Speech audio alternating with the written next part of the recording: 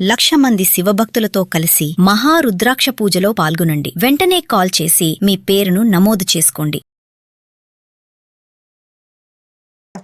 రమ్మగారు, ఊరికే వస్తుందనుకోండి ఏదైనా, భలే ఇంట్రెస్ట్ చూపిస్తారు కొంతమంది.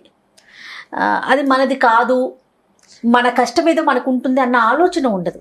మన కష్టం మనకి చాలా అని అనుకుంటే ఓకే, కానీ ఊరికే వచ్చేస్తుంది కదా, మనం ఎందుకు తీసుకోకూడదు, మనం ఎందుకు ఎంజాయ్ చేయకూడదు అనుకుంటారు. కానీ అలా ఊరికే వచ్చేది నిలవదని నాకు అనిపిస్తూ ఉంటుంది. ఊరికే వచ్చేది నిలవదు అంటే, ఇప్పుడు ఊరికే వచ్చేది మన కష్టమే మనకి నిలబడుతుంది. ఇప్పుడు బట్టలు కొంటాం ఏదో షాప్ లో, వాళ్ళు కూపన్లు ఉన్నాయండి, మీరు ఇవన్నీ ఫిల్ చేయండి వస్తుంది, ఏదో ఏమంటే గ్యారంటీ గిఫ్ట్లు ఉన్నాయండి అని చెప్తాడు మన ఒక షాప్ లో అతను. గ్యారంటీ గిఫ్ట్లు అంటే వాడు ఇన్ని డజన్ కాగితాలు ఉంటాయి, వాటి అన్నిటి మీద ఫోన్ నెంబర్లు పేర్లు రాసి రాసి రాసి అందులో పడేస్తే ఆ కట్ట తెచ్చుకున్నామా ఎప్పుడు రాదు చేయాలి. ఏ షాప్ లో ఇచ్చి ఏనాడు ఒక ₹1 కూడా రాలేదు. అంటే ఉచితార్థం వచ్చే సొమ్ము కొంతమందికి రాదు, అంటే కొంతమందికి వస్తుంది. అయితే ఇప్పుడు ఉచితార్థం రావటం అంటే ఎవరిదో వచ్చేది మనకి. ఇప్పుడు మనం అందరం కొన్నాము, ఇందులో నుంచి తలా ₹1 వేసి ఏదో వాళ్ళు ఇస్తారు. ఇప్పుడు ఇలాంటివి ఆలోచనలు ఎలా ఉంటాయంటే, ఇది నిలబడే రకపు ఆలోచన కాదు. ఓసారి వస్తుంది, ప్రతిసారి వస్తుందా? రాదు కదా. ప్రతిసారి వస్తుందని మనం ఎక్కడి నుంచి ఈజీ మనీ వస్తుందని దానికోసం పరిగెడుతుంటే ఎట్లా? పరిగెత్తకూడదు. అవన్నీ తెలివి తక్కువ పనుల కింద చెప్తూ ఉండాలి. మనం చందమామ కథలు వస్తాయి బోల్డ్ అని. అయితే ఇప్పుడు మనం ఈజీ మనీ గురించి చెప్తున్నాం కదా, కొంచెం రిలేటెడ్గా ఉండే కథ చెప్తాం. ఈ ఫ్రెండ్స్కి పిల్లలకి చెప్పడానికి ఫ్రెండ్స్ గురించిన కథలు బాగుంటాయి. స్నేహితులు మోసం చేస్తారు, ప్రతిసారి కాదు కానీ కొంతమంది మోసం చేస్తూ కనపడతారు.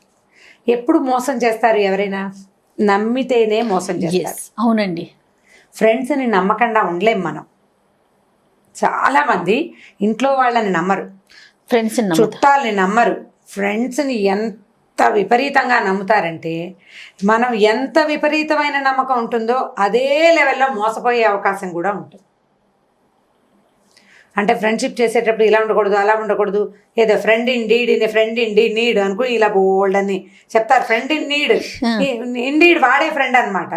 నీడ్లో నీకు ఫ్రెండ్గా ఉన్నప్పటికీ అవకాశం వస్తే వాడు ఫ్రెండ్గా ఉండడు, వాడి అవకాశం వాడు తీసుకుంటూ ఉంటాడు. అలాంటి కథలు మనం వింటూనే ఉంటాం. అంటే జాగ్రత్తగా ఉండాలంటే కొద్దిగా ఒళ్ళు తెలిసి ఉండమని చెప్పడం కోసం. ఒళ్ళు మర్చిపోయి ఉండద్దు, నిన్ను నువ్వు మర్చిపోయే ప్రయత్నం చేయకూడదు, నిన్ను నువ్వు జ్ఞాపకం పెట్టుకునే ప్రయత్నం చేస్తూ ఉండాలి. టీనేజ్ పిల్లలకి చెప్పాలి ఈ కథలు. అవునండి. చిన్న పిల్లలకి ఏముంది, చిట్టి పిల్లలకి అంత అక్కర్లేదు, పెద్దవాళ్ళకి చెప్పాలి. అయితే ఒక కథ చెప్దాం చూడు.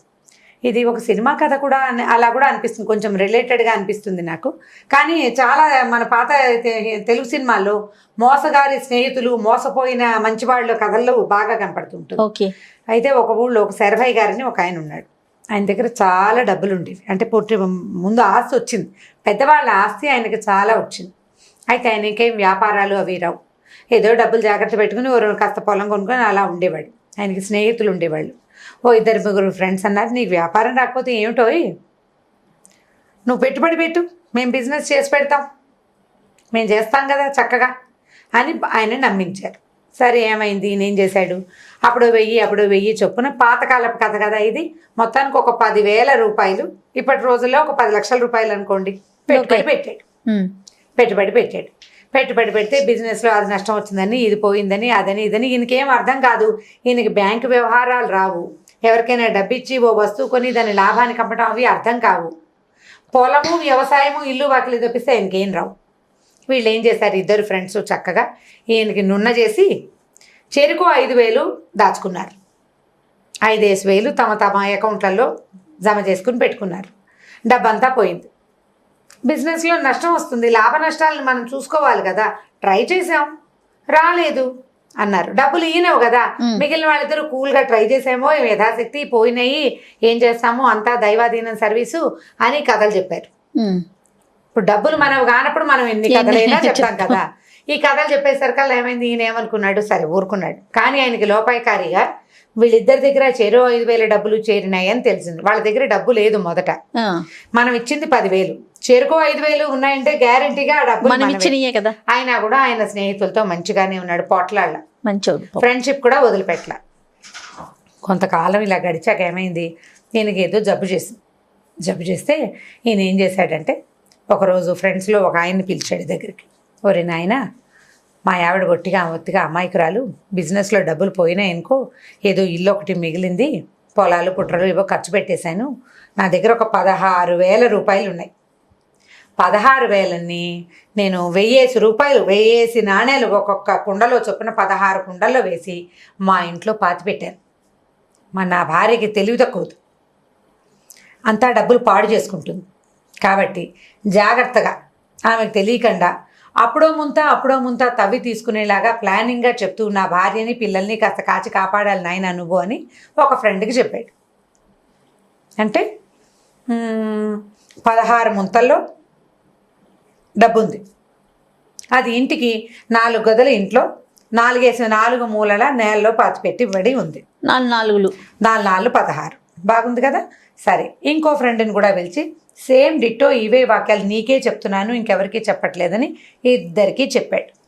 చెప్పి భార్యకి ఏం చెప్పాడంటే, అమ్మాయి నువ్వు చాలా కష్టంలో కనుక ఉంటే నా ఫ్రెండ్స్లో ఎవరో ఒకళ్ళని 10-25 రూపాయలు అడుగు, వాళ్ళు ఏమైనా ఇల్లు అవి కొనుక్కుంటామంటే మంచి రేటు చూసుకుని తెలివిగా అమ్ముకోవే అని చెప్పాడు.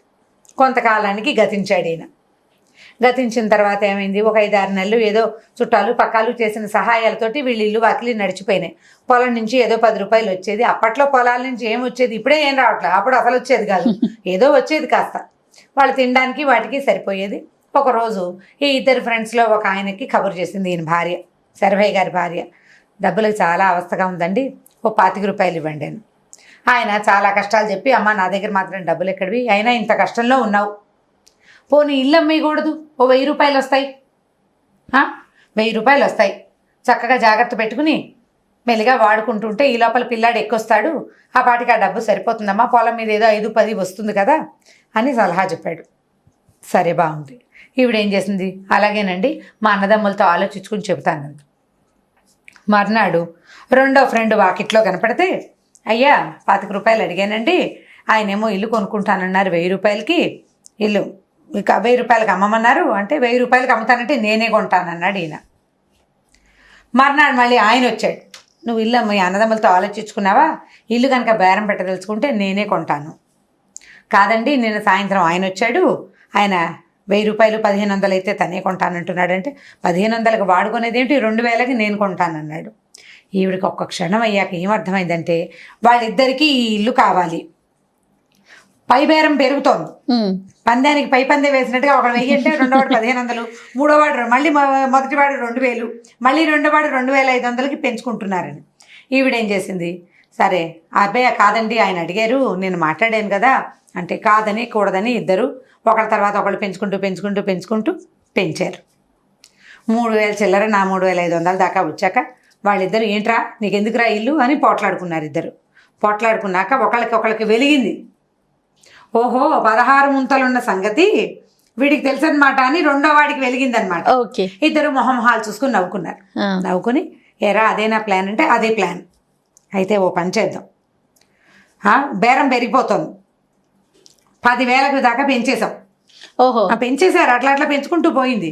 10,000కి ఏముంది, మన ఇద్దరి దగ్గర చెరుకో 5,000 ఉన్నాయి, చెరుకో 5,000 వేసేసామనుకో, అయినా కూడా 16,000 వస్తుంది మనకి.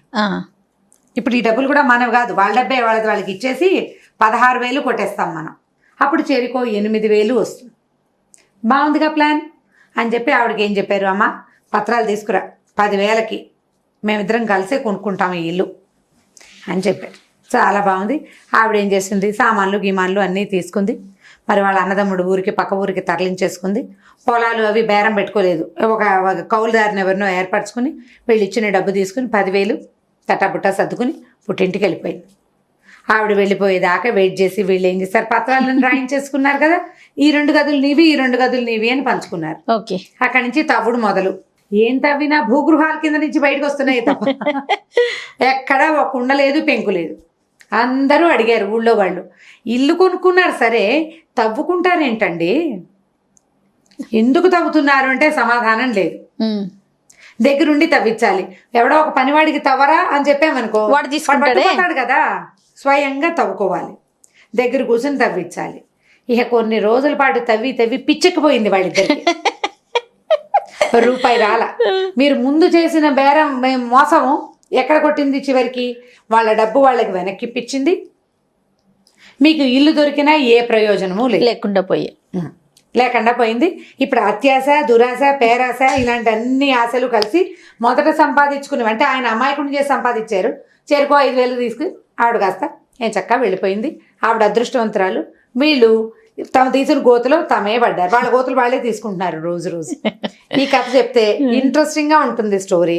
మీరు ఎంత తాపీగా చెప్తారు, ఎంత బాగా నరేట్ చేస్తారు అవును. అనే దాని మీదే ఉంటుంది. ఫ్రెండ్స్ ని గుడ్డిగా నమ్మద్దు, నమ్మాలి, కానీ నమ్మాలి, నమ్మకంగానే ఉండాలి. మీరు అవతల వాళ్ళతో నమ్మకంగా ప్రవర్తించాలి, వాళ్ళు మీతో నమ్మకంగా ఉన్నారని అనుకోవాలి. కానీ పిచ్చెక్కిపోకూడదు. గుడ్డి నమ్మకాలు పనికిరావు. గుడ్డి నమ్మకాలు అయితే ఎందుకు పనికిరాకుండా పోతాం, ఒక్కొక్కసారి ఇబ్బందుల్లో పడతాం. కాబట్టి ఫ్రెండ్స్ని ఓవర్గా ఫాలో అవ్వద్దని, వాళ్ళకి బ్యాడ్ హ్యాబిట్స్ ఉంటే వాడి బ్యాడ్ హ్యాబిట్ని నువ్వు అంటించుకోవద్దని చెప్తూ ఉండాలి పిల్లలకి. అందులో భాగంగా ఈ కథని మనం టీనేజ్ పిల్లలకు కూడా చెప్పచ్చు. రైట్, చాలా బాగుంది, ఇంట్రెస్టింగ్ గా ఉంది మీరు అన్నట్లు. రైట్ రమ్గారు, ఇంకొక స్టోరీతో మళ్ళీ కలుద్దాం. ఓకే, చేయాలి.